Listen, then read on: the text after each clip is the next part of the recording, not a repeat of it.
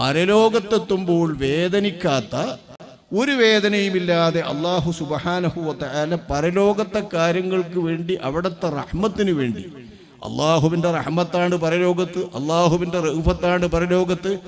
ആ ഗഫൂറുൻ റഹീമുമായ അല്ലാഹു തആലാനെ പറ്റി വിശേഷിപ്പിച്ച പോലെ തന്നെ ലഖദ് ജാഅകും റസൂലുൻ മിൻ അൻഫുസികും അസീസുൻ അലൈഹി മാ അനിത്തും ഹരീസുൻ അലൈക്കും ബിൽ മുഅ്മിനീന റഊഫുർ റഹീം. മുഅ്മിനീങ്ങൾക്ക് റഊഫുൻ റഹീമുമാണ് മുത്ത് മുസ്തഫ സ്വല്ലല്ലാഹു അലൈഹി വസല്ലമ തങ്ങൾ എന്ന് പറയുന്നത് പരലോകത്തെ കാര്യമാണ്.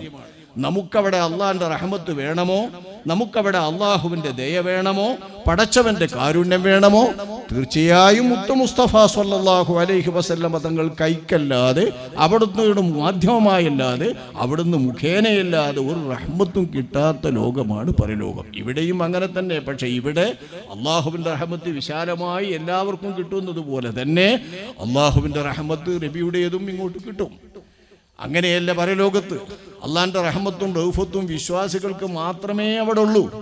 വേറെ എത്ര ത്യാഗത്തോടെ കഷ്ടപ്പാടോടെ ദൗത്യ ജീവിതം നയിച്ച സത്യസന്ധന്മാരായ എത്രയോ രാഷ്ട്ര നേതാക്കന്മാരുണ്ട്, വലിയ വലിയ രാഷ്ട്രങ്ങളിലുള്ള ആദരണീയരായ നേതാക്കന്മാർ.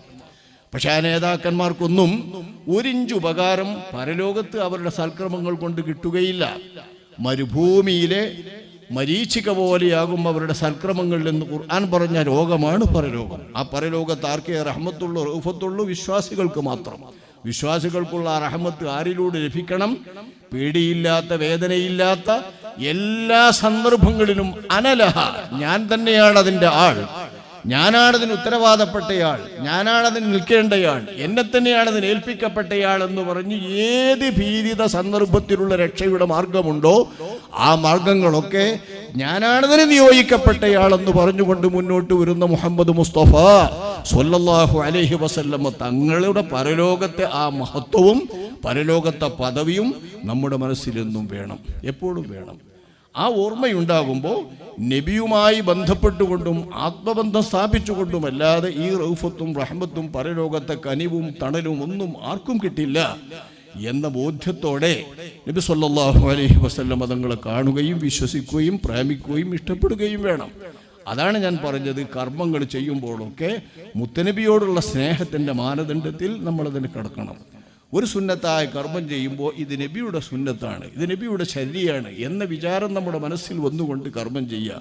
ഒരു പാട്ടും പ്രസവവും കേൾക്കുമ്പോൾ അതിൽ വർണ്ണിക്കുന്നത് നബിയെയാണ്, പ്രകീർത്തിക്കപ്പെടുന്നത് നബിയാണ്, പുകഴ്ത്തപ്പെടുന്നത് നബിയാണ്.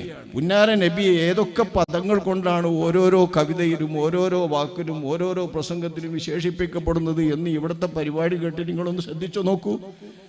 എന്തൊക്കെ മുല്ലയായി, എന്തൊക്കെ നമ്മൾ പറയാൻ പറ്റുന്നതായി, എന്താണോ നമ്മുടെ മനസ്സിൽ ഓടിയെത്തുന്നെങ്കിൽ അങ്ങനത്തെ ഒക്കെ വിശേഷണം നബിക്കാൻ നൽകുന്നത് അത് ശരിയുമാണ്, അതിനർഹരുമാണ് മുത്ത് മുസ്തഫ സ്വല്ലല്ലാഹു അലൈഹി വസല്ലം.